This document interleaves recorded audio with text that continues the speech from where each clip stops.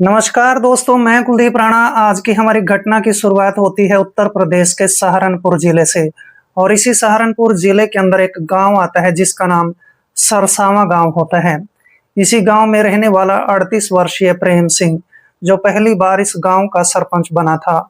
सरपंच बनने के बाद वह सोचने लगता है कि पूरे गांव की सफाई करवा देनी चाहिए। गांव में जगह जगह पर गंदगी फैली हुई है और इस तरह से वह पूरे गांव का निरीक्षण करना शुरू कर देता है। आखिरकार वह जैसे ही एक अपने गांव के मंदिर में पहुंचता है तो मंदिर में देखता है कि मंदिर में हर जगह जगह पर गंदगी पड़ी हुई थी। उस मंदिर के अंदर किसी पुजारी की व्यवस्था भी नहीं थी, क्योंकि 3 महीने पहले इस मंदिर में एक पुजारी रहता था, उसकी हार्ट अटैक के कारण मौत हो जाती है। और इस गंदगी को देखकर अब प्रेम सिंह सोचने लगता है कि मंदिर में तो बहुत ज्यादा गंदगी फैली हुई है, इसका तो सही इलाज करना पड़ेगा। और इस तरह से वह देखता है कि मंदिर की चार दीवारी भी ज्यादा ऊंची नहीं होती है। गांव के गली के कुत्ते उस दीवार को फांद कर मंदिर के अंदर गंदगी फैला दिया करते थे। सबसे पहले प्रेम सिंह एक मिस्त्री की व्यवस्था करता है और इस मंदिर की चार दीवारी को ऊंचा करवाने का काम शुरू कर दिया जाता है। अब उसके पास सिर्फ एक ही ऑप्शन बचा है होता है, एक ही उपाय बचा होता है कि इस मंदिर के अंदर किसी अच्छे से पुजारी की व्यवस्था भी कर दी जाए। जैसे ही मंदिर का कामकाज पूरा हो जाता है तो इसके बाद प्रेम सिंह किसी पुजारी की व्यवस्था में जुट जाता है, किसी पुजारी की व्यवस्था करने में व्यस्त हो जाता है। 2-3 दिन इधर उधर घूमता है लेकिन पुजारी उसको कहीं भी नहीं मिल पाता है। एक दिन सुबह के 9 बजे के आसपास का वक्त होता है और गांव का सरपंच प्रेम सिंह अपने घर पर खाना खा रहा होता है और प्रेम सिंह की पत्नी कौशल्या देवी अपने घर में सफाई कर रही होती है। और जैसे ही कौशल्या देवी सफाई करते करते स्टोर रूम में चली जाती है, जहां पर काफी अंधेरा भी होता है। वो अपने घर के अंदर सफाई ही कर रही होती है तो स्टोर रूम के अंदर एक सांप छुप कर बैठा हुआ था। जैसे ही वो सफाई करते करते उसका पांव उस सांप पर पड़ जाता है तो सांप उसको काट लेता है। और इस तरह से कौशल्या देवी चिल्लाते चिल्लाते घर से बाहर आती है और अपने पति को कहने लगती है कि मुझे सांप ने काट लिया है, स्टोर के अंदर सांप बैठा हुआ है। और इस तरह से उसी दौरान उस घर पर एक साधु महाराज भी पहुंच जाता है। वो साधु, जिसका नाम नानक नाथ होता है, जिसके चेहरे पर काफी तेज होता है। अब घर के अंदर चीख पुकार मची हुई थी और वो साधु देखता है कि घर के अंदर तो काफी चीख पुकार मची हुई है और शायद इस व्यक्ति की पत्नी को सांप ने काट लिया है। साधु तुरंत उस घर के अंदर प्रवेश कर जाता है। अब नानक नाथ साधु देखता है कि वहां पर गांव के सरपंच प्रेम सिंह की पत्नी को सांप ने काट लिया था और यह साधु सांप के काटने का अच्छे तरीके से इलाज जानता था। नानक सिंह वहीं पर, यानी कि नानक नाथ साधु वहीं पर इसकी पत्नी का इलाज करना शुरू कर देता है। जैसे तैसे करके नानक नाथ इसकी पत्नी का जो सांप का जहर होता है वो बाहर निकाल देता है। फिर इसके बाद प्रेम सिंह अपनी पत्नी को हॉस्पिटल में पहुंचा देता है। हॉस्पिटल में उसका उपचार शुरू कर दिया जाता है और इस तरह से प्रेम सिंह सरपंच की पत्नी की जान बच जाती है। लेकिन प्रेम सिंह सरपंच जैसे 2 दिनों बाद उस गांव में लौटता है तो उस साधु की तलाश करना शुरू कर देता है, लेकिन वो साधु नानक नाथ इस गांव से गया ही नहीं था।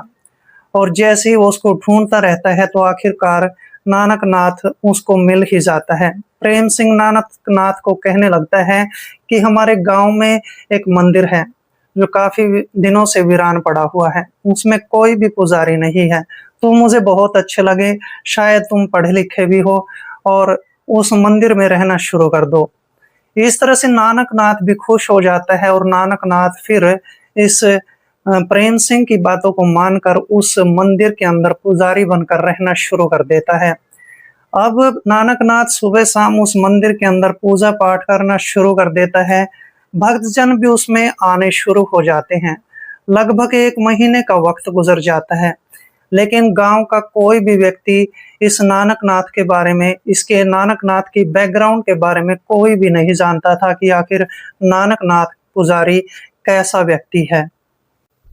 ये नानक नाथ नाम का व्यक्ति जो कि इस मंदिर में पुजारी बनकर रहने लगा था, ये नाड़े का ढीला होता है, लंगोट का ढीला होता है। जितनी भी औरतें इस मंदिर के अंदर पूजा करने आया करती थी, उन सभी औरतों को गंदी नजर से देखना शुरू कर देता है। और इस तरह से आखिरकार एक ऐसा वक्त भी आ जाता है जिसमें गांव की खूबसूरत विधवा महिला जिसका नाम अर्चना देवी होता है, सुबह के 5 बजे के आसपास इस मंदिर में पूजा अर्चना करने के वास्ते आती है। लेकिन पुजारी नानक नाथ भी उस समय अपने मंदिर में पूजा कर रहा होता है।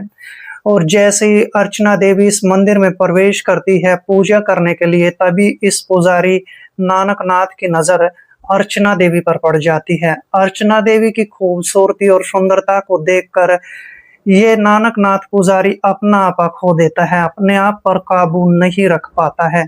इसके बाद अर्चना देवी पूजा अर्चना करती है, यानी कि वो पूजा पाठ करती है, और जैसे उसकी पूजा पाठ खत्म हो जाती है तो फिर ये पुजारी नानक नाथ इस महिला के पास आता है और इसको कहने लगता है कि ये थोड़ा सा प्रसाद है, तुम इस प्रसाद को अभी खा लो, तुम्हारी मनोकामनाएं, तुम्हारी मंगल कामनाएं पूरी हो जाएंगी।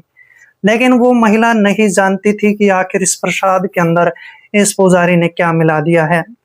अर्चना देवी तुरंत उस प्रसाद को ले लेती है और खा लेती है। देखते ही देखते 2-4 मिनट का वक्त गुजर जाता है। उसी समय वो अर्चना देवी नाम की विधवा महिला बेहोश होकर वहीं पर गिर जाती है।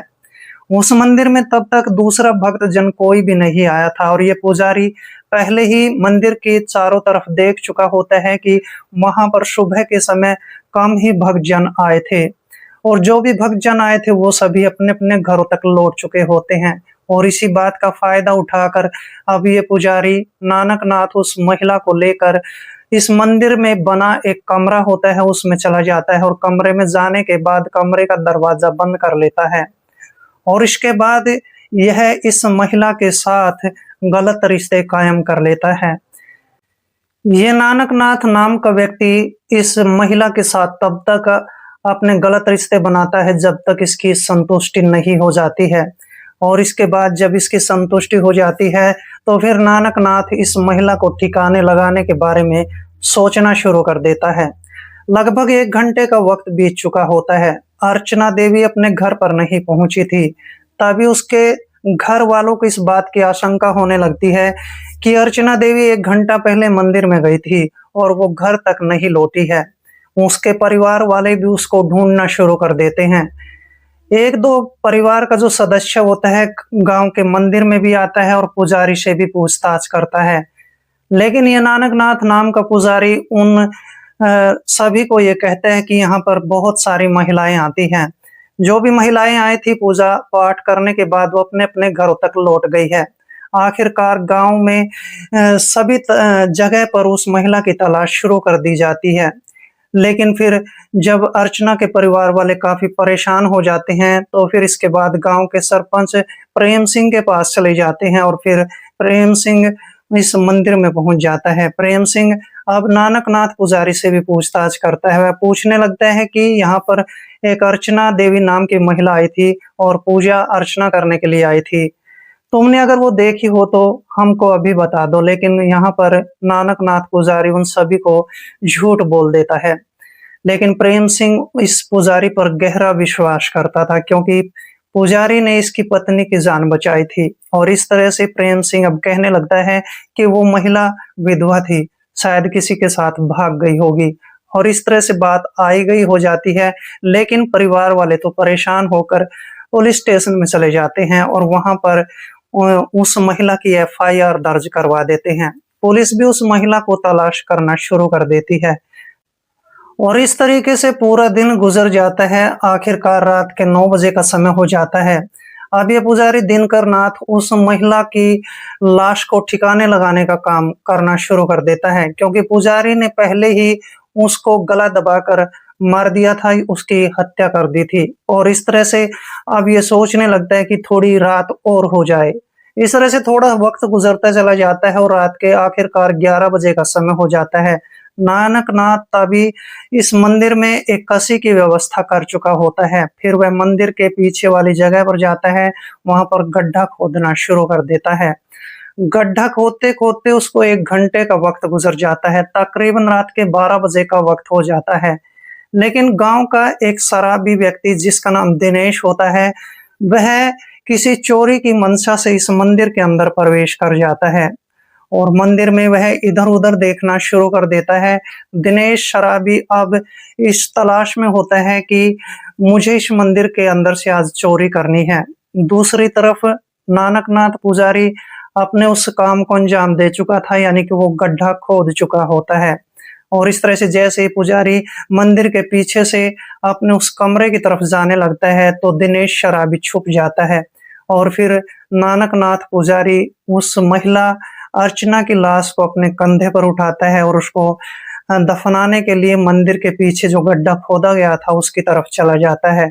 लेकिन दिनेश शराबी भी कुछ कम नहीं होता है, लगातार उसका पीछा करते हुए उस गड्ढे की तरफ चला जाता है और वह देखता है कि जो पुजारी नानकनाथ होता है उस महिला की लाश को गड्ढे में डाल रहा होता है।